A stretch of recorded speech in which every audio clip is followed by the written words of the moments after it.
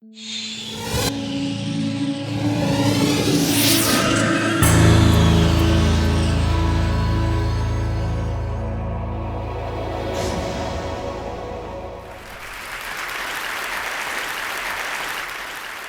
actually here to make a challenge to people. I know there have been many challenges made to people. The one I'm going to make is that it is time for us to reclaim what peace really means. Peace is not kumbaya, my Lord. Peace is not the dove and the rainbow, as lovely as they are. When I see the symbols of the rainbow and the dove, I think of personal serenity. I think of meditation. I do not think about what I consider to be peace, which is sustainable peace with justice and equality. It is a sustainable peace in which the majority of people on this planet have access to enough resources to live dignified lives, where these people have enough access to education and health care so that they can live in freedom from want and freedom from fear. This is called human security. And I am not a complete pacifist like some of my really, really heavy-duty, nonviolent friends like Mairead Maguire. I understand that humans are so messed up, to use a nice word, because I promised my mom I'd stop using the F-bomb in public. And I'm trying harder and harder. Mom, I'm really trying. We need a little bit of police, we need a little bit of military, but for defense. We need to redefine what makes us secure in this world. It is not arming our country to the teeth.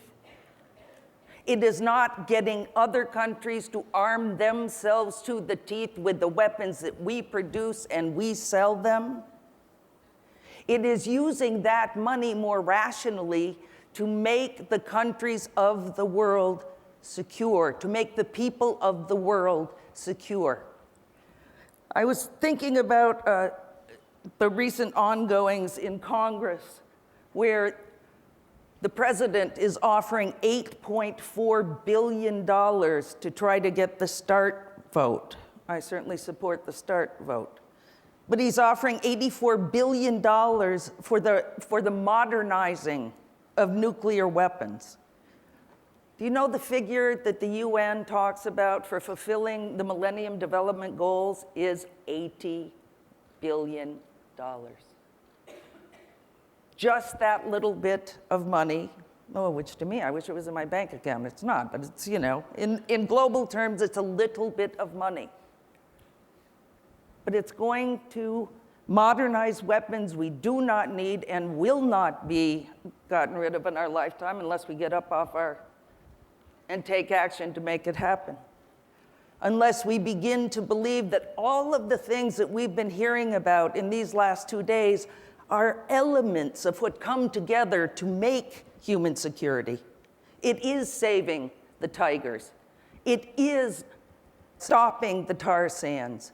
It is having access to medical equipment that can actually tell who does have cancer. It is all of those things. It is using our money for all of those things.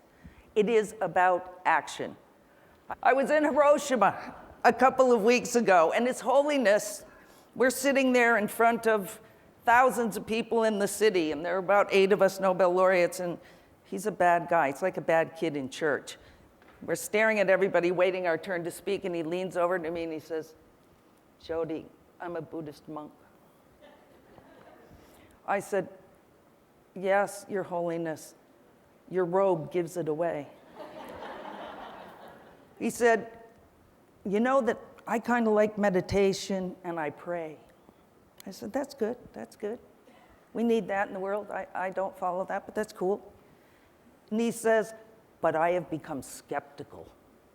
I do not believe that meditation and prayer will change this world. I think what we need is action. His Holiness in his robes is my new action hero. I spoke with Aung San Suu Kyi a couple of days ago. As most of you know, she's a hero for democracy in her country, Burma. You probably also know that she has spent 15 of the last 20 years imprisoned for her efforts to bring about democracy. She was just released a couple of weeks ago, and we're very concerned to see how long she will be free, because she is already out in the streets in Rangoon agitating for change. She is already out in the streets working with the party to try to rebuild it. But I talked to her for a range of issues. But one thing that I want to say, because it's similar to what His Holiness said, she said, you know, we have a long road to go to finally get democracy in my country. But I don't believe in hope without endeavor. I don't believe in the hope of change unless we take action to make it so. Here's another woman hero of mine. She's my friend, Dr. Shirin Ebadi, the first woman, Muslim woman, to receive the Nobel Peace Prize. She has been in exile for the last year and a half. You ask her where she lives. Where does she live in exile? She says the airports of the world. She is traveling because she was out of the country at the time of the elections. And instead of going home, she conferred with all the other women that she works with, who said to her, stay out, we need you out. We need to be able to talk to you out there so that you can give the message of what's happening here.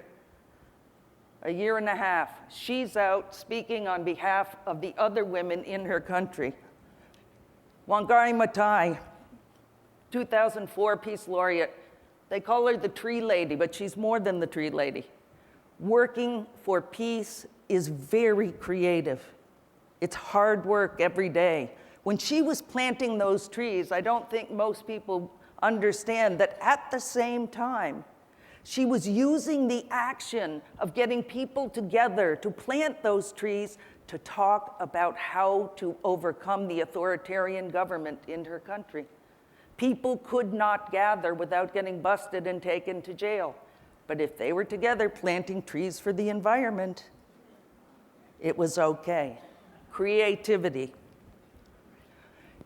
But it's not just iconic women like Shirin, like Aung San Suu Kyi, like Wangari Maathai. It is other women in the world who are also struggling together to change this world. The Women's League of Burma, 11 individual organizations of Burmese women came together because there's strength in numbers. Working together is what changes our world. The Million Signatures campaign of women inside Burma working together to change human rights, to bring democracy to that country. When one is arrested and taken to prison, another one comes out and joins the movement, recognizing that if they work together, they will ultimately bring change in their own country. Mairead Maguire in the middle, Betty Williams on the right-hand side, bringing peace to Northern Ireland. And I'll tell you the quick story. An IRA driver was shot, and his car plowed into people on the side of the street. There was a mother and 3 children. The children were killed on the spot. It was Mairead's sister. Instead of giving in to grief, depression, defeat, in the face of that violence, Mairead hooked up with Betty, a staunch Protestant and a staunch Catholic, and they took to the streets to say no more violence.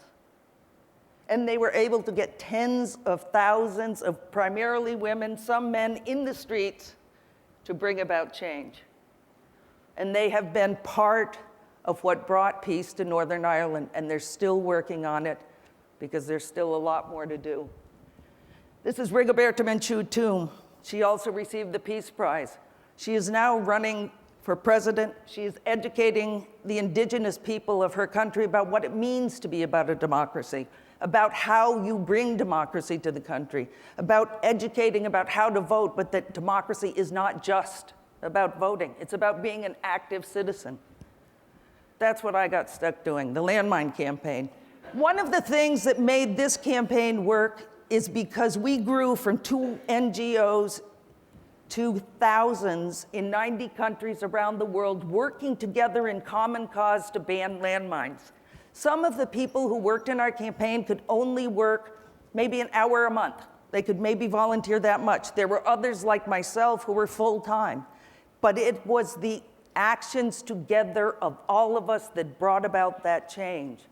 In my view, what we need today is people getting up and taking action to reclaim the meaning of peace. It's not a dirty word. It's hard work every single day. And if each of us who cares about the different things we care about got up off our butts and volunteered as much time as we could, we would change this world. We would save this world, and we can't wait for the other guy. We have to do it ourselves. Thank you.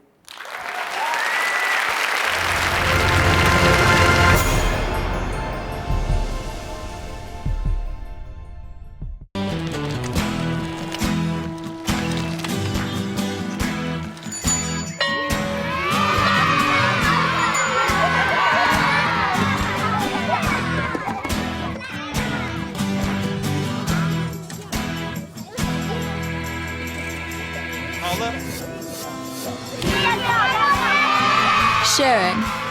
That's video on the Human Network. Siska, welcome to the Human Network.